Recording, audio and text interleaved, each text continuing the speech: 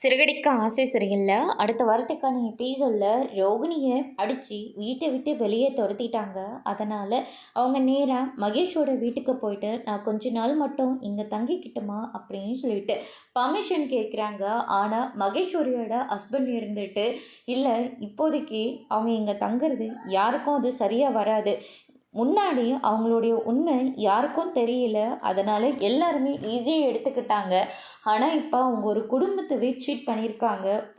Court கேஸுன்னு வந்தால் அதுக்கு நீயும் தான் உடந்தன்னு சொல்லி உன்னையும் தூக்கி ஜெயிலில் போடலாம். அதனால் உனக்கும் பிரச்சனை வரும். இப்போதைக்கு அவங்க இந்த வீட்டில் இருக்க வேண்டாம். இவங்களுக்கு போதும் போதுன்ற அளவுக்கு ஹெல்ப் பண்ணிட்டேன். இதுக்கு மேலே ஹெல்ப் பண்ண வேண்டாம் அப்படின்ற மாதிரி சொல்கிறாங்க. சரி ஓகே பரவாயில்ல அப்படின்னு சொல்லிட்டு ரோகிணி இருந்துட்டு வித்யாவோட வீட்டுக்கு போகிறாங்க. அங்கே நம்ம முருகன் இருந்துட்டு, நான் முத்து அண்ணனை என் சொந்த அண்ணன் மாதிரி தான் நான் பழகிட்டுருக்கேன். இப்போ நீயும் நானும் ஒன்றா வாழ்ந்துட்டுருக்கோன்னு அதுக்கு காரணமே மீனா அண்ணியும் முத்து அண்ணா மட்டும்தான். அவங்க குடும்பத்துக்கு துரோகம் பண்ணவங்க நமக்கு சொந்தமாக ஆக முடியாது அப்படின்ற மாதிரி முருகன் சொல்லிடுறாங்க. இதை கேட்டோன்னே ரோகிணி இருந்துட்டு எங்கே போகிறதுன்னு தெரியாமல் நடு ரோட்டில் நடந்து வந்துட்டுருக்காங்க.